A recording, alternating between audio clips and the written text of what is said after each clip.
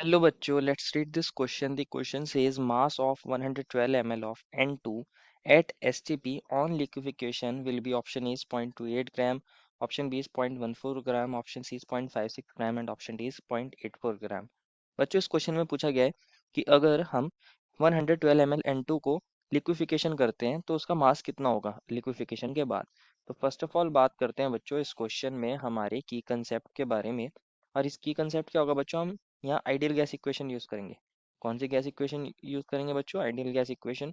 क्या होती है बच्चों? आइडियल गैस इक्वेशन हमारे पास होती है P is equals to N R T. P is equals to N R T, जहाँ पी क्या होता है? प्रेशर होता है, वी होता है हमारे पास वॉल्यूम, एन होता है यहाँ नंबर ऑफ मोल्स, आर होता है हमारा गैस कांस्टेंट और टी होता है टेम्परेचर। ये एक रिलेशन प्रोवाइड करती है pressure, volume, number of moles and temperature के बीच में। तो ये हमारी आइडियल गैस इक्वेशन होती है।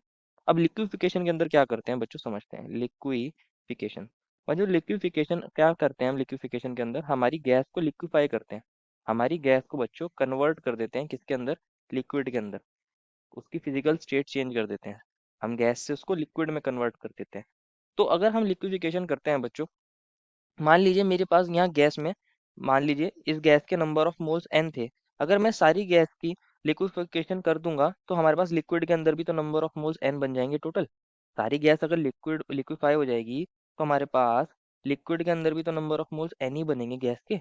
या कह सकते हैं अगर गैस का मास एम था तो मास तो चेंज नहीं होगा, लिक्विड बनने पर भी मास उतना ही रहेगा ना। अगर सारी गैस लिक्विफाई हो जाएगी तो हम क्या करेंगे, हमारी गैस के अंदर आइडियल गैस इक्वेशन लगा के यहाँ से निकाल लेंगे इसके अंदर मास कितना था गैस का, या नंबर ऑफ मोल्स निकाल सकते हैं। और जब वो पूरी लिक्विफिकेशन हो जाएगी उसकी, तो हमारे पास लिक्विड के अंदर भी उतना ही उसका क्या होगा, मास होगा, उतने ही उसके मोल्स होंगे। तो हम यहाँ पे इस चीज को यूज करने वाले हैं। अब समझते हैं हमारे क्वेश्चन को। हमें बच्चों बोला गया है एट एसटीपी। एसटीपी मतलब क्या होता है? Standard temperature and pressure. अगर एसटीपी की बात करी जाए तो प्रेशर हम ले लेते हैं बच्चों यहाँ पे 1 एटमॉस्फेयर। और यहाँ पे बच्चों हम टेम्परेचर कितना ले लेते हैं? 0 डिग्री सेल्सियस, या लिख सकते हैं 273.15 केल्विन, ये ले लेते हैं।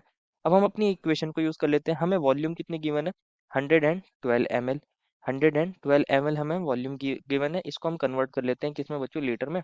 112/1000 ये लीटर में कन्वर्ट हो जाएगा। और हमें नंबर ऑफ मोल्स मान लेते हैं N2 के n। बच्चों हमारे पास गैस कांस्टेंट R की वैल्यू होती है 0.082 लीटर एटमॉस्फेयर, अगर एटमॉस्फेयर में लिख रहे हैं, पर केल्विन पर मोल। अगर हम इसको लिखते बार में तो हमारे पास होती 0.083 लीटर बार पर केल्विन पर मोल। तो हम यहाँ ये वाली वैल्यू यूज करेंगे। अब अपनी इक्वेशन लगा देते हैं। क्या होती है equation? P is equals to N R T, यही होती है इक्वेशन। पी की जगह क्या लिख सकते हैं? 1 एटमॉस्फेयर प्रेशर है हमें गिवन है। वॉल्यूम की जगह लिख सकते हैं 112/1000 लीटर में है बच्चों। नंबर ऑफ मोल्स की जगह एन लिख दीजिए। आर की जगह क्या लिख सकते हैं? 0.082, यहाँ litre atmosphere kelvin inverse mole inverse, यही आ जाएगा बच्चों। इनटू हमारे पास क्या है? Temperature 273.15 kelvin. अगर इसको हम सॉल्व करते हैं बच्चों तो हमारे पास नंबर ऑफ मोल्स आ जाते हैं। क्या आ जाएंगे नंबर ऑफ मोल्स के लिए? हमारे पास बच्चों यहाँ एटमॉस्फेयर लीटर से, यहाँ एटमॉस्फेयर लीटर कट जाएगा, केल्विन इनवर्स से केल्विन कट जाएगा, यूनिट्स। हमारे पास आंसर पर मोल यहाँ था, तो यहाँ लेफ्ट साइड आके ये मोल बन जाएगा। तो नंबर ऑफ मोल्स आ जाएंगे, कितना आ जाएंगे? 112/1000। और यहाँ हमारे पास वहाँ न्यूमरेटर में जो चीज़ें थी वो यहाँ डिनोमिनेटर में आ जाएंगी। 0.082 इंटू 273.15 मोल, ये हमारे पास नंबर ऑफ मोल्स आ जाएंगे।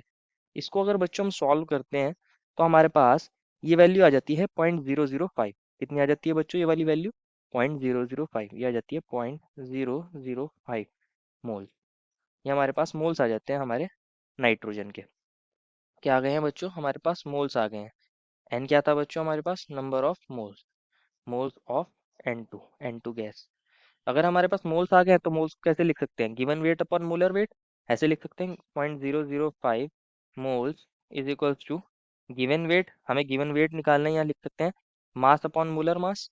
मास, given mass upon molar mass, molar mass of N2, of N2, mass of N2, ये लिख सकते हैं simply given mass of N2 upon molar mass of N2। अब गिवन मास तो हमें निकालना है, गिवन मास तो हमें निकालना है, यही मास तो हमें निकालना है N2 का, ऑफ N2।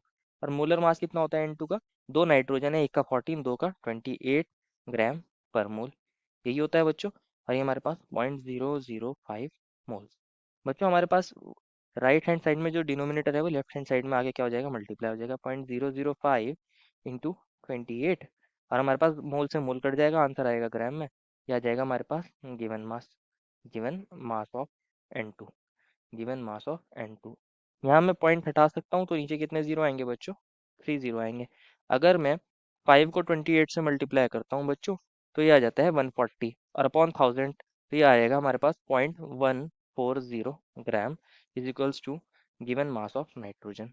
यही हमारे पास क्या था बच्चों, यही मास हमें निकालना था कि हमारे पास 112 ml में कितना मास होता है नाइट्रोजन का।